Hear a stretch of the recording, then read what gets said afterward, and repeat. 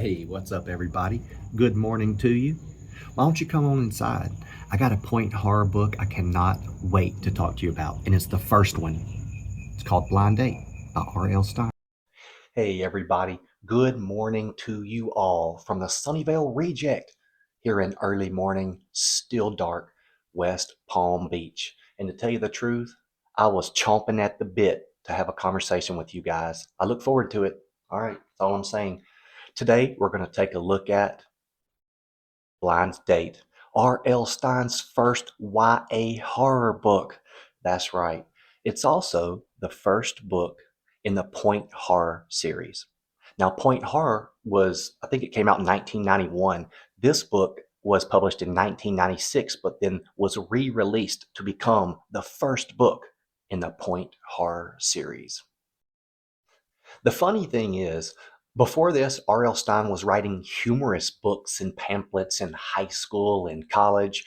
And after the encouragement of his editor or agent, I can't remember which, but she said, you should write a YA horror book and call it Blind Date. And he did it. And my God, is this a banger? If The Boyfriend was a trash masterpiece, this one is very close. And I got to tell you, I think the writing style is a little bit better than Fear Street, a little bit better than Point Horror, and more akin to Terror Academy, which you know about. I've done videos on those books before. They are hardcore. So in Blind Date, we have Carrie Hart, who's the primary protagonist. Carrie is in high school. He's a football player. And in the beginning of the book, we don't know much about him. But Carrie has an accident at school where he falls accidentally onto the star quarterback, breaking his leg.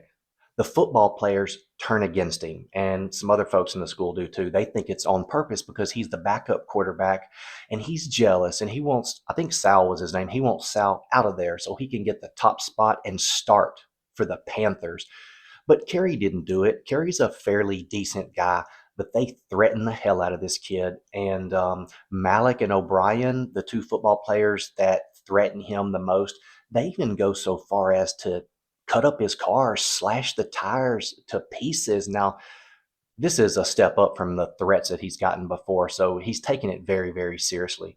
To make matters worse, a girl calls him out of the blue, Amanda or Mandy, and she's saying, I'm gonna be your blind date, baby. In fact, that's the little grabber here at the beginning of the book, you see. Check this out. I'm your blind date. The phone rang, a second ring, a third ring. Carrie groaned and pulled himself up. He walked over to the low counter that served as his desk and fumbled around in the dark for the phone. Hello. It was a girl's voice. Is this Carrie? He cleared his throat. Yes, it is. Hi, Carrie. It was the sexiest voice he had ever heard. I'm your blind date. Now listen, you know how dumb guys are, right? We're dumb. And it comes out of nowhere. It could be revenge, because people are threatening him, especially Sharon, Sal's girlfriend. She's like, I'm going to get you, fool. You did it on purpose. You sorry piece of, you know what? He doesn't know who to trust. And, but he's good. He's in love already. He's in love with the sound of her voice. So he's like, yeah, whatever you want, I'll do it. And the whole time I'm like, don't do it. Don't do it. Anyway, they do start to hang out and they even go to a dance. At first, I thought this girl was a ghost because, that's a familiar trope in Fear Street and Point R. And so it's like, this girl doesn't even exist. Wait, just wait till he encounters one of his friends. Well, he does. Josh sees her. They go to a dance, and folks at the dance see her, but it gets much, much worse. Okay. All right, so we find out later in the book, we're on probably a page 100 and something, 110, something like that, when we find out that Carrie has a brother, an older brother. He has a younger brother named Sean, who's kind of a POS. He just sits on the couch all day eating chips and drinking beer, apparently. But Carrie has an older brother named Donald, and he was a football hero at the Panthers, with the Panthers. And that's why, Carrie can't understand why they're treating him like absolute shit, is because he comes from football royalty. And but there was an accident earlier in his life too, with Donald and his girlfriend in a car. Carrie can't remember anything except headlights and screams, Nothing else. But his brother was sent away because I guess he freaked out after his girlfriend was killed in the wreck. Now, here's where the twist takes place, and it's a good one. Carrie and his dad argue all the time. Carrie's dad, Officer Hart, well, he's a police officer. He can't always show his feelings. He's got to have thick skin. And you get the feeling that he wants to tell Carrie what happened because Carrie can't remember. He remembers just a few things, just a minute details. So his dad does tell him, Carrie, what do you remember? Carrie doesn't remember much. Well, there was an accident. The three of them were in the front seat. Donald, I guess, was driving. I guess Donald's girlfriend was in the passenger seat and Carrie was in the middle. We're not sure exactly what happened. Did Carrie cause that accident some way?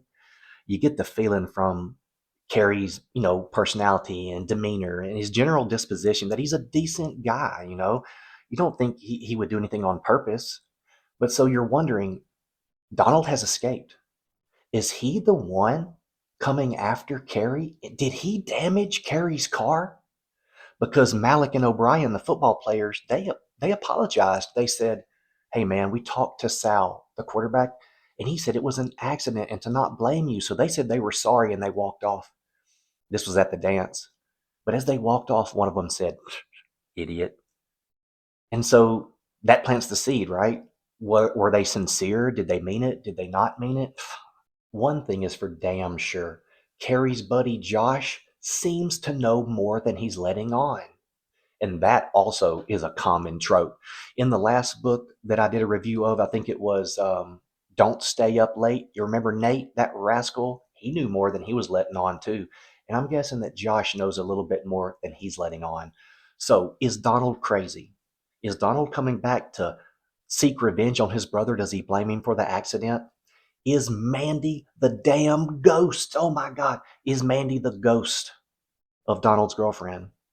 Is it Malik and O'Brien and those football punk ass thugs that are causing all the problems in Carrie's life? Crazy, crazy, twirly, twisty, twisty. Fuck. Yes, this book is full of twists and turns that are not as easy to predict as you might think. I always say this, Fear Street and RL Stine have saved me on more than one occasion, and this book is no different. As you know, I'm reading King Sorrow and I do love it, but I'm a teacher and I have a child and I'm married and I take care of my mom and time is limited. It's a precious commodity. So I'm going to work my way slowly through that book because it is a literary endeavor and it is a phenomenal book. And one day I'll talk more about it. But in the meantime, I'm going to continue to read books like this. I love this book. If you like Fear Street and you like Point Horror and Terror Academy, this is a no-brainer. You got to get it. You're going to be surprised by R.L. Stine's early writing style. I think it's pretty damn good, and you'll definitely want to pick up more of the Point Horror books. And speaking of picking up more books, check this out. After I finish Blind Date, which is really good, I'm either going to read Sean Hudson's Assassin, because this guy kicks ass. He's the king of gore.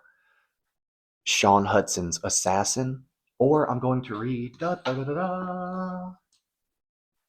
John Saul's House of Reckoning. Nightmares, anyone, if you're out there. John Saul's House of Reckoning. I love you, buddy, first and foremost, but which one do you think I should read? Which one? All right, that's it. Get out of here. Have a wonderful day. I know you guys are cool as hell, so I don't even have to say, stay cool. But please do keep reading. And if you have a story in your heart, write your own book before somebody else does.